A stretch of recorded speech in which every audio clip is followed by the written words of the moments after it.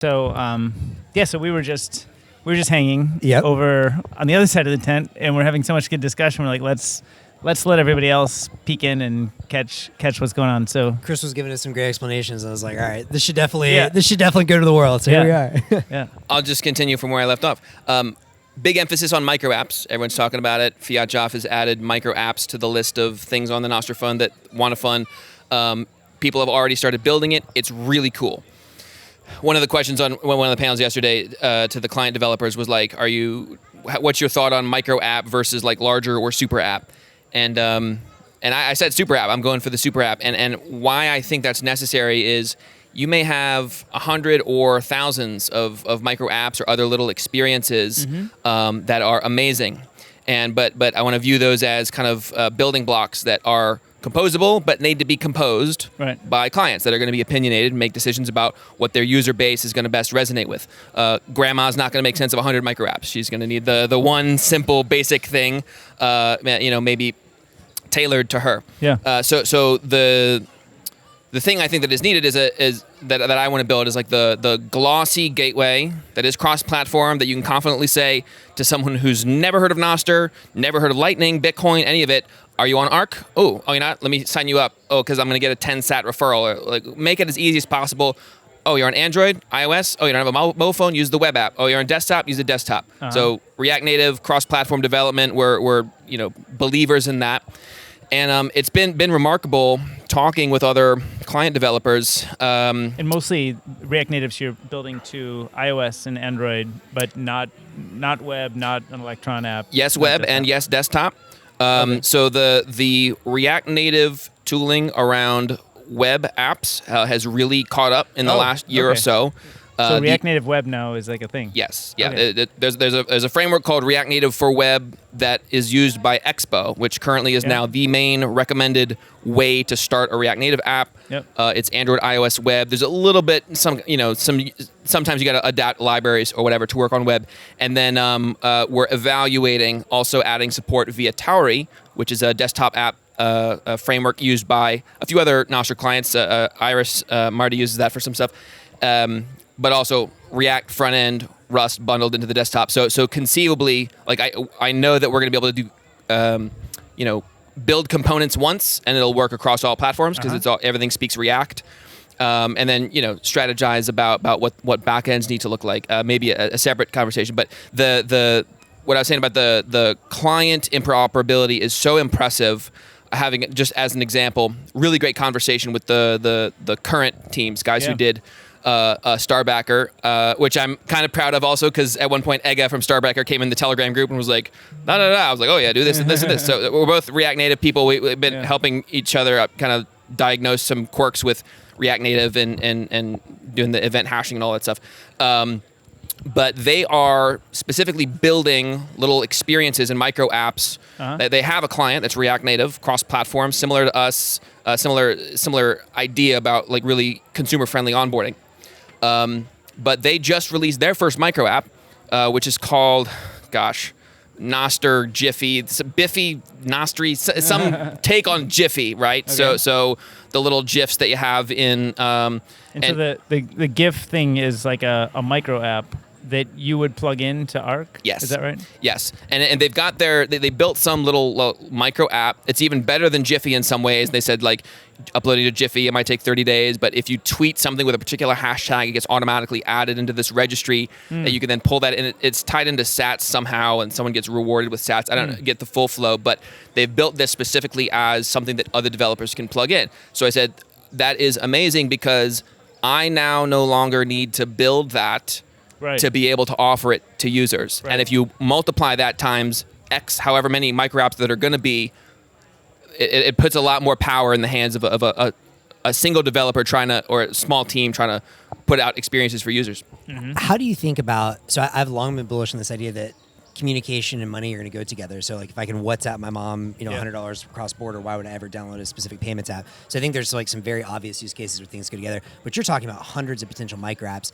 Is your view for Arc that it's going to be plug and play? I as a user can decide what I want to plug in there, or are you going to be like more opinionated and pick the different micro apps that you offer to the users? It's going. The goal is to begin with some sort of opinionated default experience, so that like when you open the app, it should feel like Telegram, or pick your sort of app that has immediate use that doesn't require a bunch of explanation. Like, oh, it's a chat app. And one thing we don't yet know is exactly how to position it. Do we position it more as a chat app? Do we position it more as a social network app?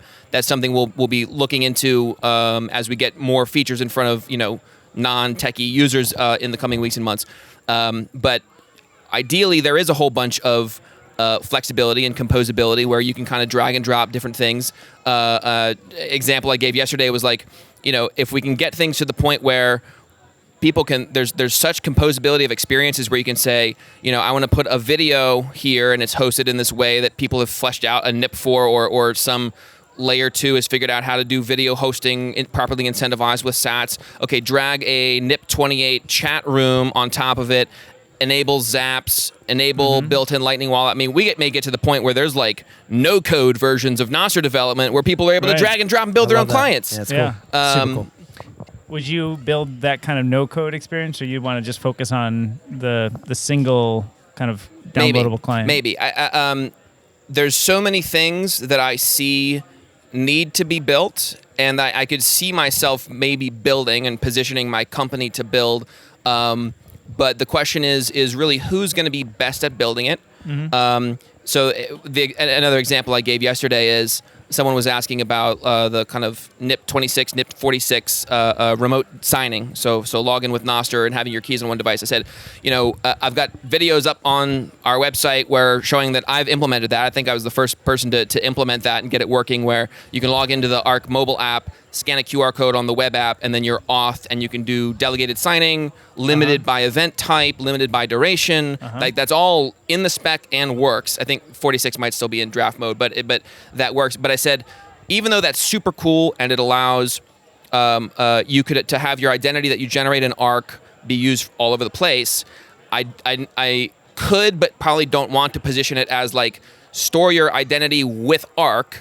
We may want to lean into that a little bit, but I said there will probably be some like wallet identity experts who at some point put together some Nostr identity wallet. Once we've got all of the remote signing stuff solid, where we can be like, that's just a login method. And maybe we don't force people to use that. Maybe we say you start off with, email pass or whatever basic things are, and then you kind of upgrade later. So the emphasis, I mean, and Current is thinking about things in similar ways too. Like it should feel as normal as possible for most people, and then give them little things where you kind of like, leave the breadcrumbs of sats and lead them down the rabbit hole over time for people who want to, learn more and engage more. Yeah, ways. I've played with Current a little bit, so I know their experience. And I think one of the things about it is they've done a good job of helping get people to their first zap very quickly. I think it's, 60 seconds or 90 seconds to your first zap? I like that mantra. And I think it's like, in a sense, fairly traditional feeling from an onboarding experience. And I wonder, but it does compromise some of the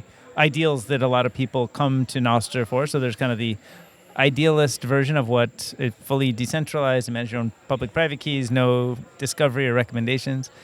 And they sort of take the opposite approach. Where do you live on that spectrum of, kind of fully ideological support versus kind of user kind of guidance? It's got to work for users and be comprehensible. So to give you an idea of my stance on this, decided recently to remove all relay management from the app. I had previously built a really nice little relay screen you can add and remove and all that stuff, and decided to remove it. Now it's because I had to choose to do one of two things.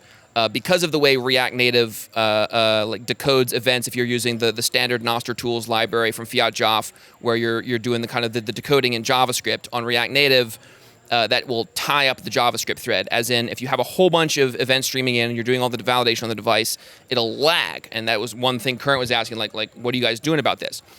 And really, there's two ways you can go. One is you can get closer to the native level and handle that via if you're on Android and iOS, the sort of like Java, Kotlin, or Swift versions and doing that like more closer to the device level.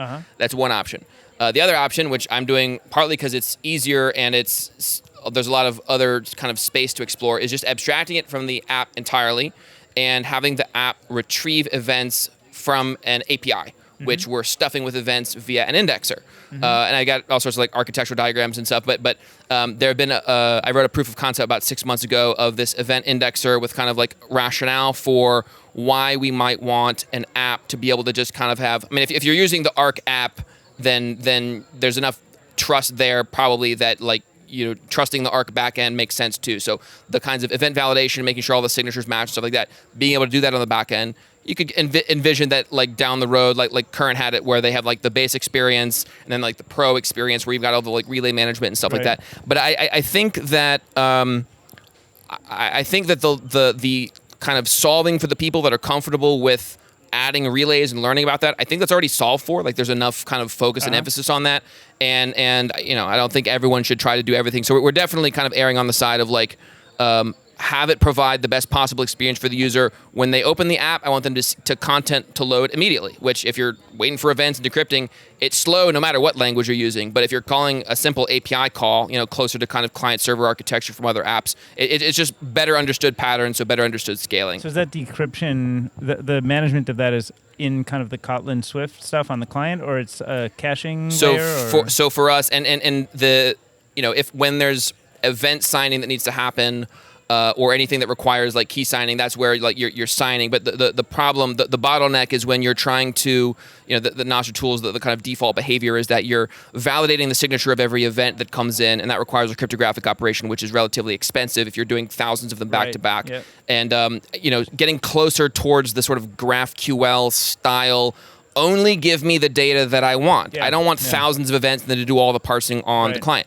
And I acknowledge that this is like specifically a departure from what Fiatjov has said that he'd like to see more of. He wants to see clients become smarter. He wants to see more relay information added to posts. And I think that that's a valid like problem space to explore, and other people will do that. And, they're putting some of the Nostr Fiat fund into exploring that. But I think there is another approach called like, well, let's try also abstracting this and see how that experience compares. I know that I like this idea of going after the normal users, and I know that you're thinking about what the right positioning is. What are some of your hypotheses around why would some random user download your app? Is it going to be, hey, we can send money, like message and send money together? Will it be chat privately, which I guess that's a whole other question of how we solve private DMs. But how do you think about testing hypotheses around users? Yeah, I think Well, definitely, like the lean startup methodology is definitely something that we're putting into place. Like, just we're going to be shipping weekly and gathering feedback. In terms of hypotheses that I think are worth testing, one is, if I post, I can get paid, and I get paid instantly in this Bitcoin and Lightning. And if I can get immediately in front of people and post stuff. Now, maybe that's more relevant on social posts, which we may or may not integrate. I had gone through a phase where I was like building all this NIP28 chat stuff, feeling lonely because all the activities on the NIP on the kind one stuff. Mm-hmm. Even though there's a couple 100,000 chat messages out there. I got some numbers on real versus spam, but there's at least 100,000 like legit numbers. But there's 100,000 legit chat messages. Yeah. So I ran this built this event indexer, queried all of the like main relays asking for their NIP28 events. I wrote NIP28 like a year ago because I wanted chat on Nostr, public chat, emphasis on public. Found like 600,000 events. Ran a filter to filter out all of the Lightning invoice spam, which was about 40% of them. And then about half of the rest were other kinds of spam. But there's about like 150,000 messages, many of them Mandarin or other languages. And I can show you my phone. I can pop open, like look in the different channels. There's like a Chinese language Amethyst support group there, all in Mandarin. I see a couple in English, like someone says hola and PV, some Costa Rica person. And then someone in like really broken English was asking like, what are badges? How do I use badges? And I like dropped the link to like the Thunder Games thing that had some badges integration. That's cool. Yeah. But there will be more chat like that. But to answer the question is like,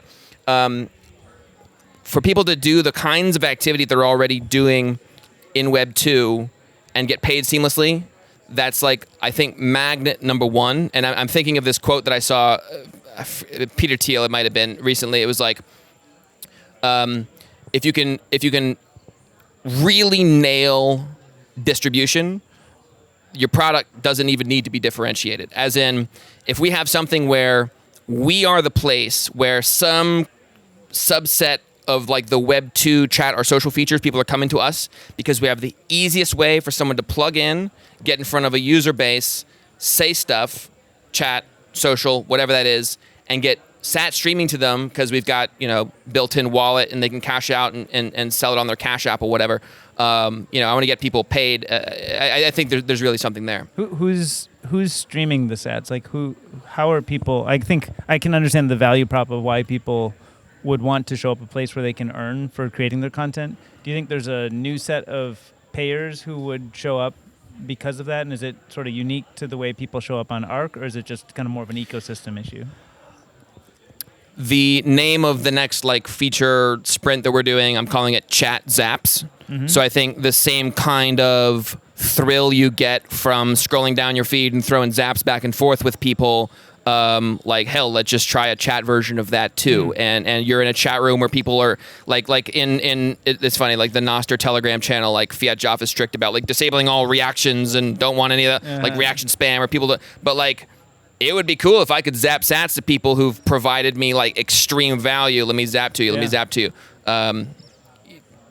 Pay and get paid for content. Yeah. What about the idea of using zaps as a brokering for initial messages to people that you aren't connected to? Would that be a client level feature you'd consider? Yeah. Pay to DM is a really clear use case that I'm sure other people will build a micro app for or explore the Vita is already doing that, right? Okay. So I don't know quite. I know the Vita guys are doing some stuff to try to evaluate Nostr. So maybe there's even just a straight up integration that could be done there. Right. But at least to be able to take companies that are exploring ways of having Lightning interact with content, whether it's Vita on sort of pay to DM or pay to phone call, whether it's Stacker News on Lightning for Reddit or long form style content, applying those lessons in our app makes a lot of sense. Mm-hmm. One idea that DK that you threw out last night I thought was very good is, what if you could get someone who has a popular TikTok following or something, and just get one person with a reasonable size following to post the same content on your app, and just say, here you got 10,000 views, here you got $10,000. What do you like?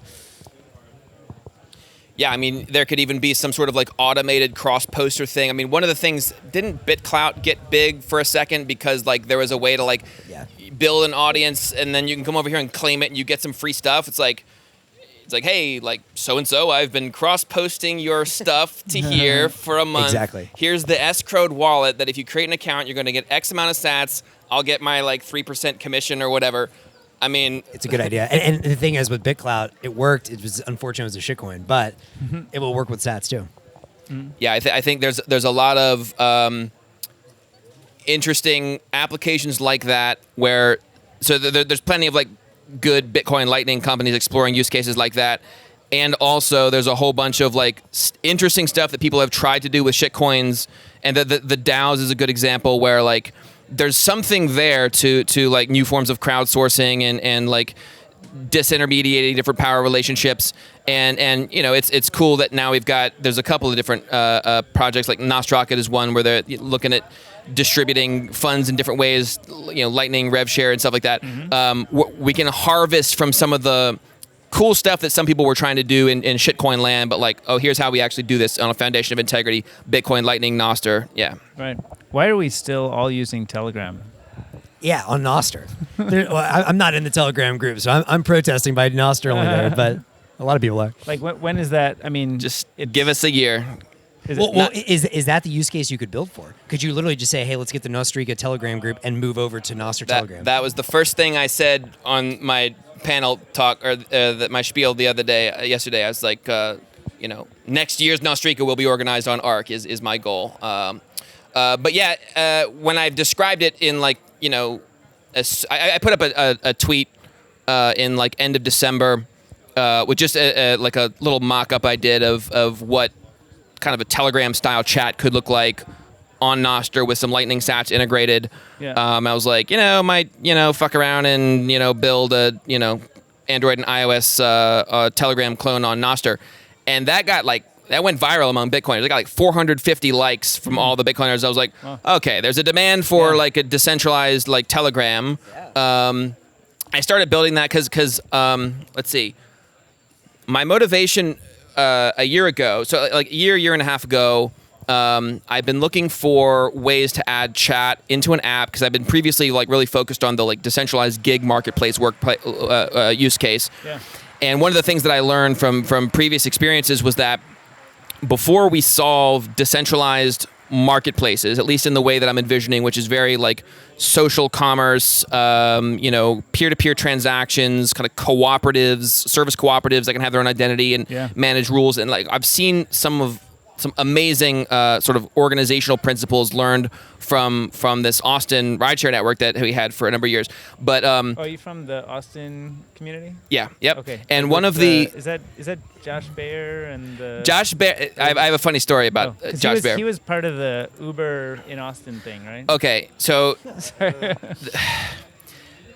Josh Baer filmed a video in 2016 of the Austin transportation cops walking through Capitol Factory looking for me to write me a citation for illegal operation of a transportation network company. Okay. Because when Uber and Lyft... we got the guy. Exactly. We found him. And I was in Toronto at the time, like visiting developers or something. And Josh Baer like records these 4 officers walking through Capitol Factory, and he tweets it out, and he says... they're looking for Christopher David, but he's not here. Now, this was the week after. Was Austin. he trying to troll you, or Probably them, but this was the week after like APD had like complained they have a shortage of officers. Yeah, you've got 4 to come write me a citation. Anyway, so like the whole Austin tech scene, which all follows Bear on Twitter, they were all like just hurling insults and like fuck the police. Anyway, so they got so much shit on media. Motherboard Vice wrote an article called Austin's Department of Transportation wants to fine a Facebook group. And so just all of this, like heaps of scorn came at the Austin. And so anyway, I get this nice email from like the Austin like Department of Transportation head, like, hey Chris, when you're back in town, we'd love to sit down and chat. Sure. And sounds appealing. No, my friends they were all like, don't go, it's a trap. I'm like, I'm not scared of them. So had a sit down meeting with like some ATD like civilian head, one of their lawyers, and they like presented me this like 50-page application. We'd like to invite you to become an official transportation network company, because this was back before Uber overrode the local transportation regulations with their statewide TNC bill. So when Uber and Lyft like they up and left Austin in 2016 on 48 hours notice, put 10,000 drivers out of a job, and at that time I had this like little fledgling peer-to-peer rideshare company in New Hampshire. I was like, let's just go to Austin. So we were the first of 10 companies to come there. We were between apps at the time, ended up building this like 10,000 person Facebook group. Anyway, a lot more to say about that, just hilarious situation. But one of the problems that we had in trying to release apps for this network was the apps that we put out thinking we're competing with Uber, where we're putting out these like Uber style apps. And even though we had some like allowances for our unique model, which had rider and driver choice, and the drivers set their own policies, and it was just this driver run cooperative that was servicing Austin even before any of the other companies arrived and built this huge following. When we tried repeatedly to get them off of the Facebook onto our app, which our app went big in the Philippines. I had a whole bunch of like hilarious run-ins with the Philippines regulators, and like got on CNN. Just Seeing like people were downloading an app you'd built and using it in local markets in the Philippines for rideshare. Yeah, yep. That happened in Philippines, but Austin never migrated, and eventually realized the reason was the operation of the network had come to rely on all of the different social and chat features that Facebook had. So the bulk of the rides were being done through this 40,000 person Facebook group with this like elegant set of like rules that the drivers came up with, and heavily moderated. There was a 150 person driver group, about 150 drivers. They had their own private group. And then, they used Messenger heavily. So if there were like the drivers that were up north in Austin, and so if they were all together, so if someone in the group posted something that they missed, they would tag each other, and just this completely like crowdsourced rideshare situation. Right. And so I'm like, after studying this and just other failures of trying to build on Ethereum, and just don't get me started on that quite yet, but realize that if we're going to be building these decentralized marketplaces, we have to solve decentralized social and chat first. So anyway, 2021 started falling back down the like Bitcoin Lightning rabbit hole. And what's interesting is that so what got me falling back down, like I had always been like keeping an eye on Lightning, but I went to Bitcoin 2021 in Miami, and it was kind of a 1-2 punch for me. It was Ryan Gentry and Drew Bansal, also Austinites, gave this amazing talk. One of the best talks ever. Yeah, the Bitcoin stack, about the different layers that are going to be built on Bitcoin, and the first words out of Ryan's mouth was like, "I'm tired of people telling me they're building with shitcoins because it can't be built on Bitcoin." And I was like, "Okay, I'm listening." And then that plus seeing Mallers' talk on what was going on in El Salvador and these circular economies that were being built up, it was like, oh, Lightning's actually like mature, production ready. People are using it for real stuff. Can we use this for like a new version of Arcade? Okay, so explored at that time who was doing what. Sphinx Chat was a chat app, really cool. Through kind of poking at them and just seeing what people were trying to do with Impervious, came to the conclusion, aside from like really great app, a lot of kind of cool UX discovery and stuff that like worked really well with Sphinx, but couldn't really break out as a chat app. And I think one of the reasons was the kind of like you open the app and it's like buy a node for $3 and they've got the green light integration. It cool, but that's not going to be going mainstream. And they've since pivoted. And Impervious, which was trying to do certain Impervious nodes, data transport, they pivoted to something else. So there's this one article that I forget the name of it, but I think it was from the Breeze guy, Roy, about like a path in the fork in the road. Like, what are we going to do with the Lightning Network moving forward? And it was all like, there's these, what do they call it? Like Lightning maximalists or something that are trying to stuff everything into the Lightning Network, where if we're trying to rebuild the whole internet on Lightning, we're probably going to be skewing the incentives that make it so great in the first place, which is as a payment network, and those other things should just be solved separately. Well, that was about the time that I discovered Nostr, and I'm like, oh, like this might be the missing piece, because here's those kinds of interesting things you want to do with data, social, whatever. Adjacent, the LN URL guys wrote it, so obviously it's compatible and easy with Lightning, but it's offloading some of that stuff to this kind of adjacent network. So I'm like, okay, maybe this is the missing piece. Through conversations with some of the guys in the Telegram group year and a half ago, it's like, can chat be done? People thought, oh yeah, it can be done if you did this, and this, with an emphasis on public, because it's separate considerations for like the encrypted group chat and all that stuff.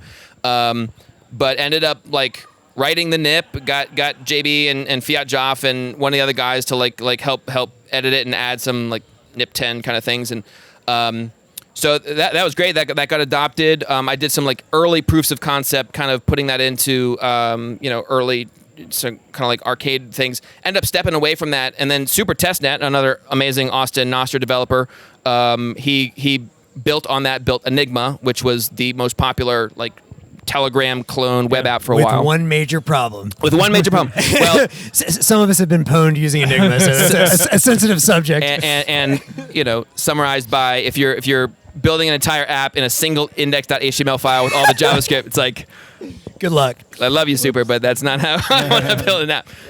But it's cool to kind of fast forward to today, and the two main client developers that integrated NIP 28, Super with Enigma, and Vishal with Nostr Console, both want to help me with Arc, and Vishal ended up writing NIP 38, which is still in draft, but it's encrypted group chat.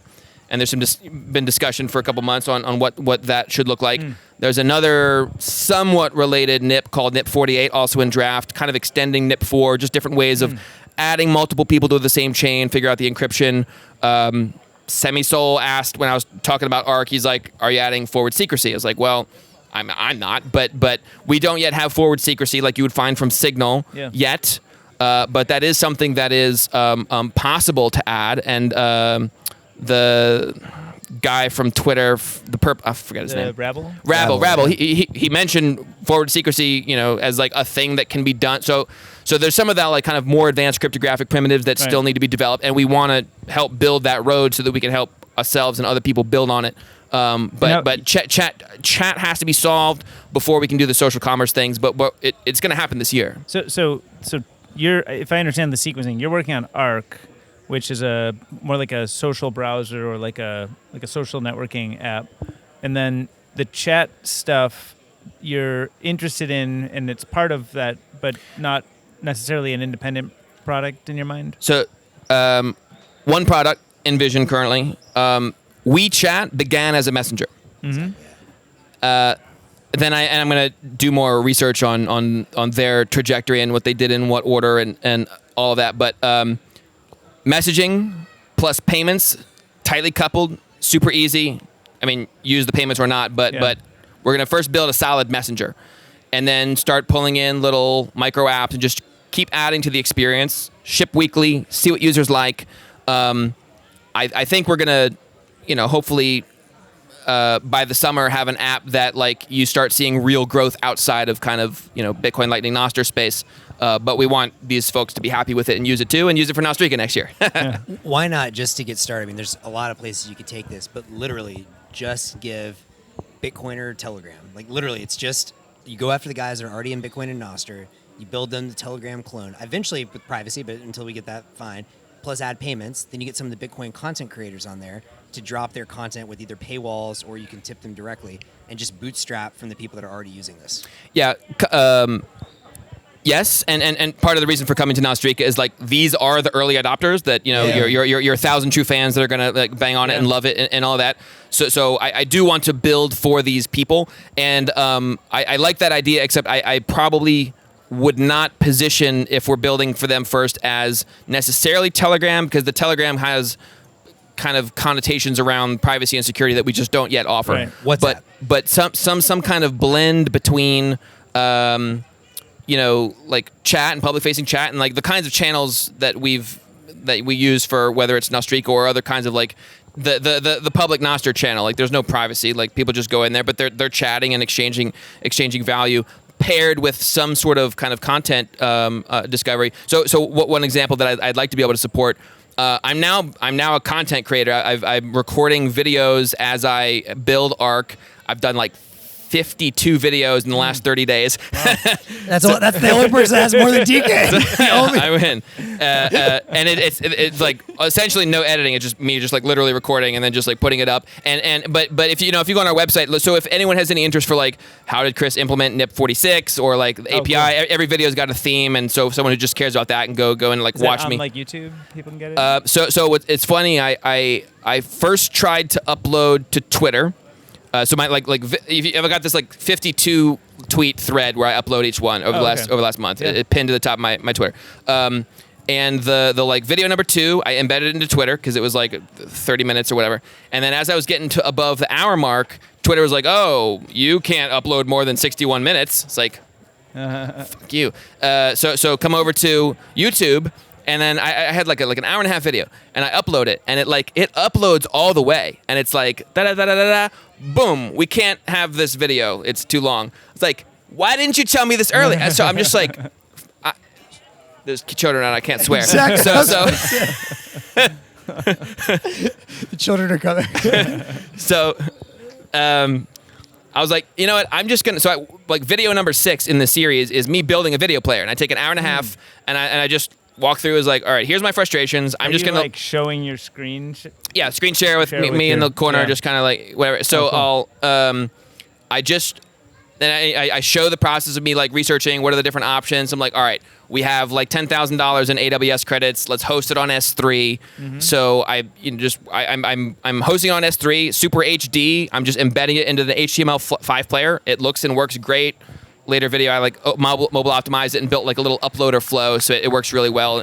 So I built my own video thing, but I was like, it would be really cool, and part of my incentive to do this and is to kind of test out like what zaps thrown at videos looks like. Like I want someone who's watching my NIP46 video, if I like say something valuable or I make a joke or whatever, then like throw me a zap like at that Right. time, YouTube comment box, comment box, comments or here's some zaps or whatever. Yeah. And then I intend to open that up to other content creators sort of one by one and like, hey, Walker and Carlo or whoever's got videos, like want to like upload your stuff here. And you guys, you've got videos, Yeah. let's put them up and trial some, let people throw zaps at you. We're going to explore a lot of stuff because we can ship really fast. Right. Developer tooling, particularly now augmented by like the ChatGPT stuff. And that's a wow. Yeah. I'm shipping way faster than usual.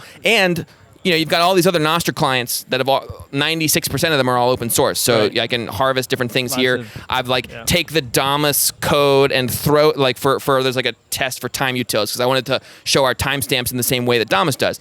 Go into I don't know Swift. Yeah. Go into Swift, ChatGPT, convert this to TypeScript. Boom, it does. And then That's crazy. Yeah. Amazing. So I take it, just one follow up on that. You're an LLM maximalist as well, or Yes. The last video that I posted, vid 52, was me submitting an OpenAI eval because they just opened up the GPT-4 API to super early access, like the people on their like good list, and they're like, wait list, you'll be on there for a few weeks, or if you submit an eval, Yeah. you can get early access. So I recorded a 4-hour video of me like, I don't know what the F and eval is. Let's see what it is. Oh, they want training data for their algorithms. Like you have to like provide it data that it doesn't already able to solve. So I have to like give it data that chat like kind of stumps GPT-4. And I was like, okay, well, I know manually how to identify fake Nostr accounts. And because I have connected to some of these relays and I see these so there's some script running. Oh, and it's also worth saying the stats.nostr.ban where they're like, oh, number of pub keys, like not at all accurate. Like there's someone's running a script that's creating a really well crafted user account like once a minute. I saw it on my relay first. I'm like, my relay I haven't promoted at all. I only use it for my own stuff. I connected to Damus. The exact same event is there. So someone just spamming the fuck out of the entire network with fake things. Anyway, so I was like, I know some indicators to look for. If it's a Pravatar placeholder avatar, obviously that's fake. And so anyway, like I do some like give an example of what a real one and a fake one looks like, and I like run it through their like eval program, and it came up with like an accuracy of 71%. They said if the accuracy is under 90%, we'll take it because it will improve the algorithms. So I like put in the pull request, and the next day I got the GPT-4 API access, and that lets us. I've done some kind of like side project experimentation on some of the like code gen stuff, but my developer productivity is probably 2x'd in the last couple of months. Wow. And it's only gonna go up from there. Right. That's crazy. And so about an hour ago, I was hanging out with Ben Ark and we were talking, and he was talking about these marketplace ideas, and one of the big ideas he thinks there is like a kind of an Uber kind of rideshare thing. Yep. On Nostr, on Diagon Alley, on Nostr Marketplace. And this is an area you've already built software for. You obviously probably have a community of interested parties around this. Yeah. Like, So I think that was maybe the first thing that got me to actually like comment on a Nostr PR was that he showed off the like thing there, but the Be Uber. And you like scroll down and like I have the first comment. I'm like, looks good. And also I commented on some stuff to like make things be one step more abstract than rider driver or for rides, because like people could use the same thing for deliveries because our Austin network added support for all this other kind of peer-to-peer enabled stuff. So anyway, and he was saying there's a NIP, I think, outstanding for location services or Ben Ark just finalized he just submitted NIP 45 for formalizing some of the Diagon Alley style like marketplaces on Nostr, and it showed off some of the like proof of concepts there. And then there's a conversation the other day about like geohashing, and someone asked like, oh, well, maybe we could add geohashing. I was like, well, that's already in NIP 12. You can already attach a geohash in this sort of like extended tag format with a G tag. I don't think anyone's actually using that, but I did some early proofs of concept a year and a half ago where I took the arcade app at the time, and I like pulled in some posts from Ben's crappy Twitter client, as he said. Eventually Super Testnet got involved, and he created his whole like rideshare proof of concept called Bull Run, and he like created an event kind for it. And then he did that, and I had him put that into our repo because I added some stuff to it, and then showed like a proof of concept of this all working, where his client, the ride showed up in our client. And again, obviously some people think that decentralized Uber is as simple as like having a ride hail interface. But what we've seen in Austin is there's a whole like social. To make it work in a decentralized fashion, there's a whole like social apparatus that has to be in place. Is that mostly the chat stuff you mentioned, or like kind of chat facilitates it? Uh-huh. But what enables it is, what we call a cooperative, what other people have called a cooperative. So this group of drivers that like sets policies, and it's just this volunteer-run thing. And it's we knew we were onto something when we had like grad student academics reaching out to interview us, because at the time everyone was talking about decentralized Uber. There were 20 plus decentralized Uber scammy white paper and a website, token sale grifters that came out. But we had, to my knowledge, like the only working like actual decentralized rideshare network. The only other one I could think of was one called Eva in Montreal. And what are the two things that we had in common? A single cooperative running it, and they had a little app and trying to do some EOS bullshit. But like, so we had these academics, and so one of them was there's a think tank in Oakland, California called the Sustainable Economies Law Center.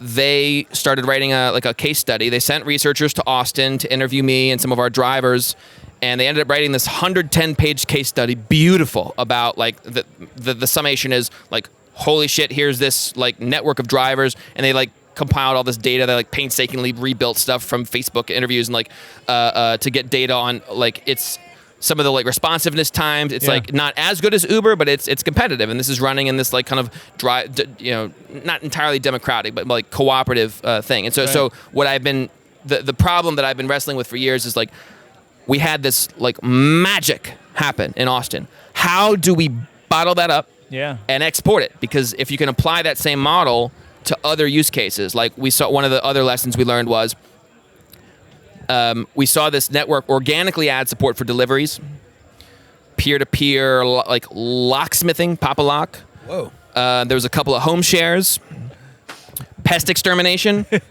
which began as like a hilarious, like someone in the group posted a picture of like some lady posted a picture of a cockroach. She's like, this thing's huge. Someone come get it for me. And everyone was like laughing, but someone was like, they responded to it as if it was a ride request. And they're like, yeah, I can be there in 15, like $20. And so like, we're in peer-to-peer pest extermination now. I love this. So, wait, so what ended up happening? Is the group still running? Or like, the group is still active. I'm going to come back to that at some point when I'm like, hey guys, here's a like app that actually does all of the Facebook. It's like when I'm ready to start pulling people off of Web 2s, because and I was just talking with Francis earlier about how for the Bitcoin trades in Costa Rica, like there's no interface, there's no company that does it officially. It's all organized on WhatsApp. And there's some like peer-to-peer like Lightning escrow thing that they use, but they like meet up and it's sort of like word of mouth testing. There's so much quote unquote gray market activity happening on all of these platforms. And I mean, we're not focused at all on like the sex market workplace, but use case, but you take anything like that where something is, it's not fully compliant, but if you were to able to clean it up, add a reputation system, add identity, add some sort of communal watchdog system on there, you can clean up so much of the commerce that's out there. That's another one Ben Ark was talking about, is the sex worker kind of reputations and kind of being able to have repeated interactions that give you sort of quality signals. So the lesson that we learned, in Austin was when you solve the problem of trust in a peer-to-peer interaction in as difficult a vertical as rideshare, where I'm trusting you that I'm getting into your car maybe late at night. Don't know you. There's no corporation to whine to. If you can solve that for rideshare, that same solution set can apply to peer-to-peer deliveries and just any number of sort of location-enabled gigs. Easy how did you solve that trust? I mean, that's terrifying. The short answer is properly incentivized community. So there's a few elements. One is you choose your ride or choose your drive. So we measured it at one point, and our Arcade City Austin network had twice the industry average of female drivers. Okay, that makes sense. Why? So you feel comfortable with it? if you drive for Uber late at night as a woman, you're rolling the dice to see if Uber's algorithm is going to pair you with a creeper or not, who may know where you live. Or if you're a rider, they might now know where you live. No problem with that there. But the other thing is, if everyone has access to a 40,000 person Facebook group, any customer service related stuff, this person's being creepy, people get put on blast, shit gets handled really quick. And because it's a social network where everyone kind of like sort of knows who's who, and you can kind of see what the connections are, it's like people know that like you're not really anon here. Like someone, someone could come and like beat the fuck out of me if I mess around. So just that knowledge of like this is not anon. This is not just mediated by an algorithm. It's a community, and you don't want to fuck over your neighbor. You know. Right. Well, I mean that does work. Yeah, that's Yeah. cool. But and so as you think about, I mean, it sounds like you'll go back to them one day when the product's a bit more mature. How could you try and bottle that up in another community? Like was it just that Austin has more kind of like hippie types that are open to this thing, or like if you were going, for example, come into the Bay Area or something like that, how would you think about trying to do it today?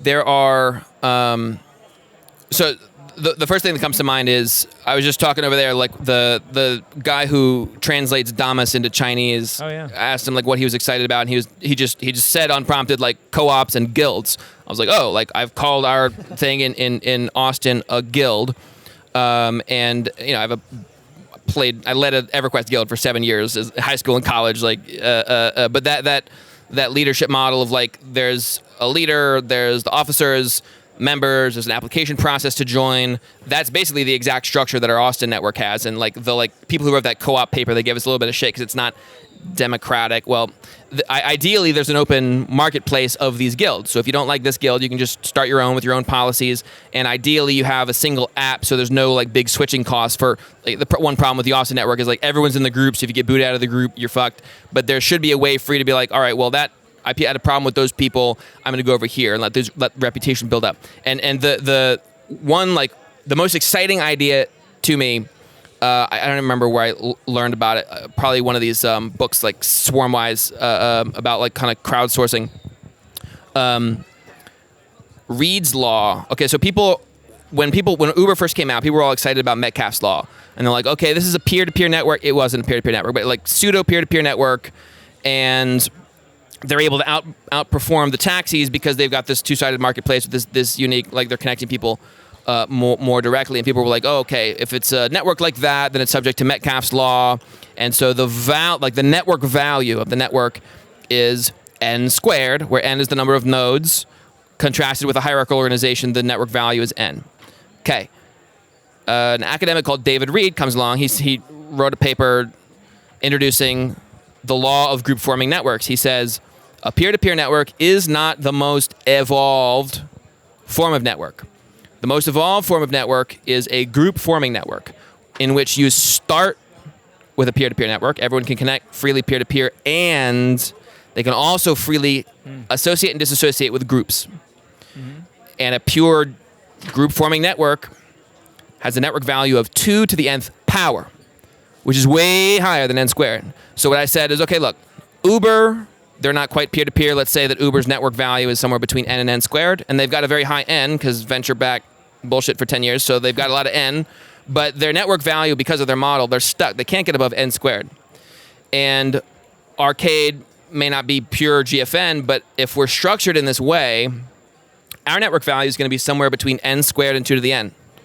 And so if we can just get n to like a non-negligible number of, call it 100,000 or 1 million people, the network value is going to be so apparent because people are going to be able to get a ride, pay anything. Whatever. I mean, this could be the beginnings of like a proto-state.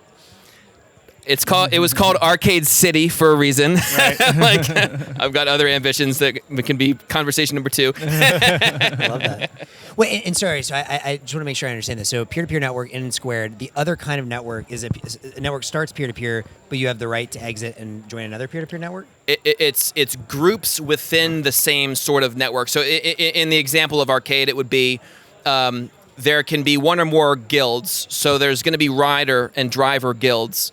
And so like one example I gave was like, imagine that there's like 5 different guilds in Austin, servicing different places of the marketplace. Like we've had people say, like, when this idea gets formalized, I want to make a guild leveraging the fact that I have military base access, or focused on the handicap because visually impaired riders have really loved arcade for various reasons. But like, imagine that we have like 5 different guilds in Austin, and then they all want to collaborate to produce a really special experience. So if you're familiar with Austin, like 6th Street are like, you know, Dirty Six, like the bar area at night, which gets like insane, really hard to get like Ubers and Lyfts down there. I was like, what if these 5 guilds they had an incentive to like advertise for the broader arcade network, and they have like a really sharply dressed person with some, I don't know, LED and glow sticks, like standing on the corner or at multiple points down 6th Street, and people know, like, you know, maybe there's a little signs like, you know, rides, and you go up and you're like, you know, we got 7 people, you know, give us the nicest Suburban that you've got, and they go da-da-doop, and then like a car pulls up because there's like a circuit of people kind of circling that area. Just improving the ability for entrepreneurs to actually be entrepreneurial, like micro entrepreneurship, all of which has to be facilitated by really smooth, clear communication. And I'm not going to use another service for it. We got to build our own. I love it. I'm excited, man. This could go so many cool places. Yeah. Well, good. Well, I mean, I think we learned a lot, and we've got already the seeds planted for the Arcade City. I would love to just ask you, because I mean, we could have many follow-up conversations. Yeah. You're clearly like a very well-read, fast, or well-experimented guy. You dropped a few ideas in there I hadn't really considered before. Do you have any, I don't know, favorite book recommendations or areas that you suggest we explore? The sort of operating manual that we use for the early days of arcade, and by the way, we're not calling it Arcade City anymore. It's the company is Arcade Labs, just separating from the blockchain rideshare stuff, which is different. But Arcade Labs, the product is going to be called Arc. Okay, but similar thoughts on network structure and all this. The recommendation that helped us get Arcade City off the ground was Swarmwise. It's a free online PDF.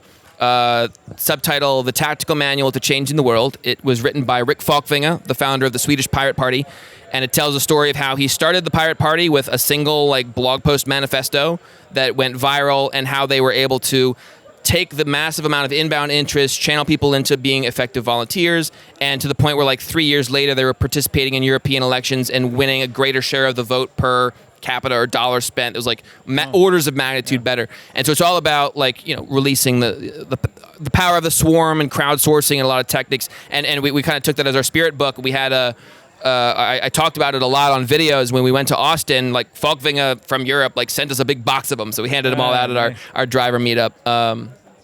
But yeah, that type of like empowering the crowd with proper incentives, Lightning, having identity as a piece of that. There's so much there to explore, but like I feel finally confident that we have a stack: Bitcoin, Lightning, Nostr, supercharged by AI where relevant.